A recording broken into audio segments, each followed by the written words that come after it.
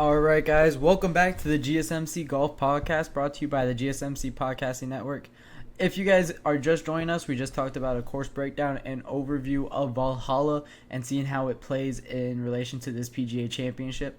Next up, we're going to talk about Thursday's leaderboard and how it's shaped out and who separated themselves from the pack. But before I talk about that, don't forget, if you guys have any questions or comments that you would like to see me read out loud live on air, or if you guys just want to support the GSMC Sports Network, there's a lot of great guys that deserve to be supported here. Use the tips and donations link that you see on the screen right now, gsmcpodcast.net, to do so. So with that being said, we're going to get right into our second segment here. We're going to be talking about Thursday's leaderboard, who's really separated themselves from the pack. First one we're going to talk about, and we're going to spend a good chunk of time talking about him. Number one, the one who came with the 18-hole lead today, Xander Schauffele breaks the course record at Valhalla. Shoots a 62 and 9 under, 3 shots ahead of anybody else in the entire field. He played insane. He played the best golf we have seen in a major since.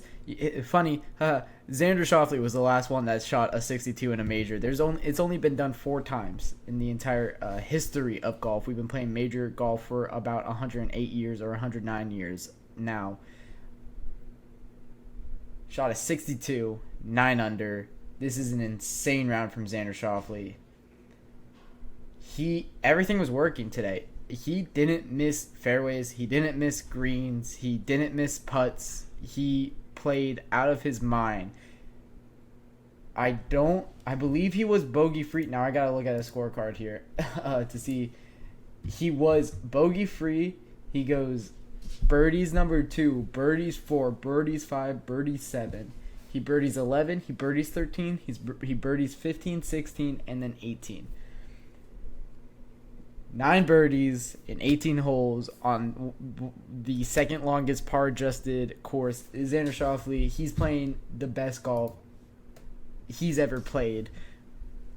He was amazing at the Wells Fargo Championship at Quails Hollow, which is a very, very similar course to this one. And he's just proving that was no fluke, that this is who he is. He is one of the best golfers in the world, and he absolutely is one of the best golfers in the world. And opening round 62. The problem with Xander Schauffele last week, and why he wasn't able to come away with the victory at Quails Hollow. First off, Rory McIlroy played out of his mind, but second off, he slowed down on Saturday and Sunday. He shot 70 and 72 on Saturday and Sunday. He needs to keep this up. Not the 62 pace. That's impossible. But he needs to get 62, probably 67, 68, 67, somewhere around that. He needs to continue at 9 under. The winner of this tournament isn't gonna be too far from like 12, 13, 14 under. I have a history breakdown of the winners at Valhalla, and it's very, very similar to kind of that 12, 13, 14 under. This is a very difficult course, and it's played very difficult the entire history. But yeah, Xander Schauffele, man, what a round. He led the entire day from when I woke up to, the last guy to tee off or the last guy to sink a putt on 18. He was unbelievable today. He played with Justin Thomas and forget the third person in that pair, but all of them played well. Justin Thomas didn't do awfully today. He is 2 under. Of course, he's a 2-time PGA champion, so he's definitely used to winning that Wanamaker trophy that you get winning the PGA Championship. This might not be his year, though. 2 under when you got a guy at 9 under. Any of these guys, nobody's out of it. Like, all the way down to, I would say, anybody from 1 over could win from here on out. Of course, I mean, there's some guys that are out of it. You have Jeff Kellen, who shot 16 over and 87 today. He's not winning. John Daly shot an 11 over 8. John Daly shot an 11 over, but it's still kind of impressive that guy is shooting 11 over. Michael Block shot a 5 over today. If you guys don't remember, he was kind of the most notable name last year. He kind of kept in contention the entire time. and he's, of course, one of the workers for the PGA. So, it's it's been interesting to see how he's played this year. He started. I'm laughing. He started birdie. He started with a bogey on 1 and then a quadruple bogey on 2. So that's why I'm shocked. That's the last time I saw a scorecard was when he was 5 over after 2. He finished even for the rest of the round. So of course he's out of it. But great story from last year. So it's going to be interesting to see if he could kind of do a little bit better. You have Phil Mickelson, who also was 3 over. He's probably out of it. But yeah, anybody down to, I would say, 1 over. Maybe Dustin Johnson could be pushing it. He's shot at 2 over, but he's just not playing good golf as of right now. But yeah, any of these guys from 1 over all the way to the leaders could win it. And there's a lot of notable names when we're talking about these guys. So, of course, Xander Schauffele opening round 62. But then you have Tony Finau, 6 under. He's playing really good golf. He was one of my predictive winners before this. And then he shoots a 6 under. I like him a lot in this tournament. Sahith Theegala, who's playing really good golf. I think he's 6th in the FedEx Cup standing so far this year at a 6 under. Mark Hubbard, 6 under. Rory McIlroy, there he is, 5 under. The winner of the last 2 golf tournaments he started. Robert McIntyre, the Scottish golfer, he's 5 under. Tom Hoge is 5 under. Tom Kim is 5 under. Thomas Dietrich, Colin Morikawa, and Maverick McNeely round out the top 5 for 5 under.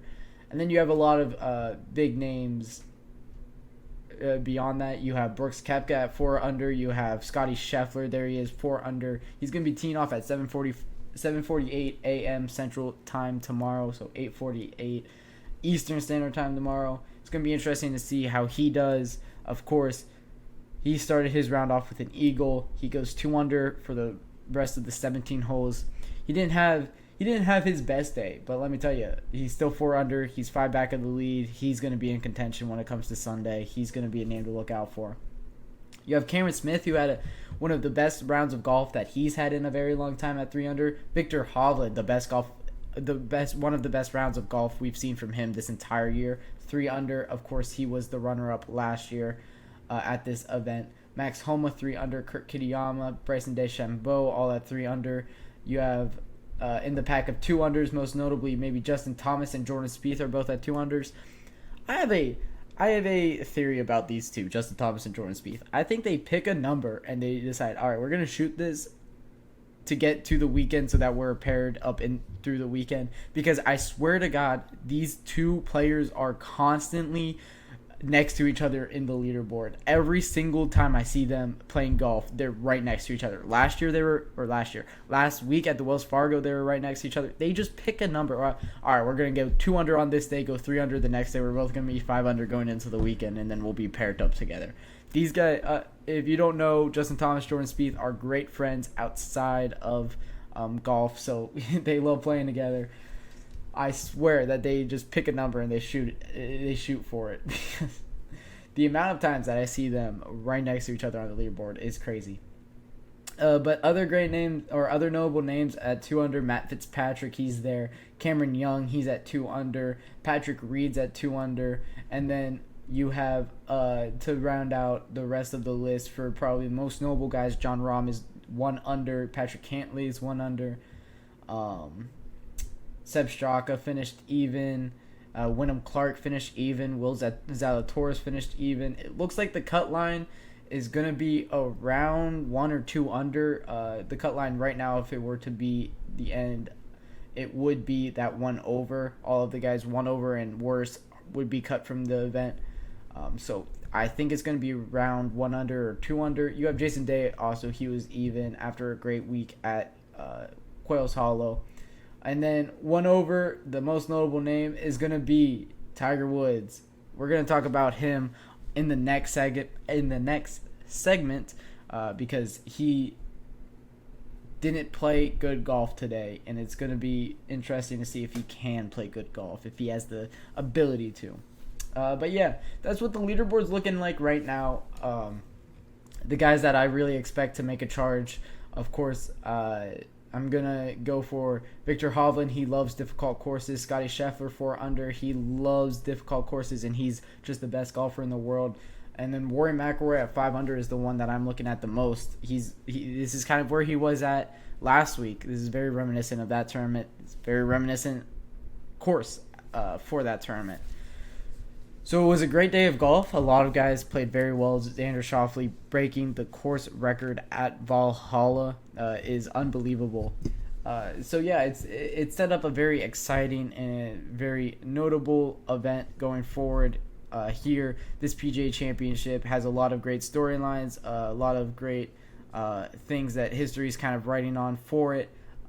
So I can't wait to get into the weekend and see who can really start to see the 3 or 4 guys that we're going to be seeing down the stretch, because Valhalla, there's a little look into the history. So many of these tournaments end in a playoff at Valhalla. I don't know what, something's in the water there, but yeah, it looks like it's going to shape out to be a very exciting event, and I can't wait to see how it plays out.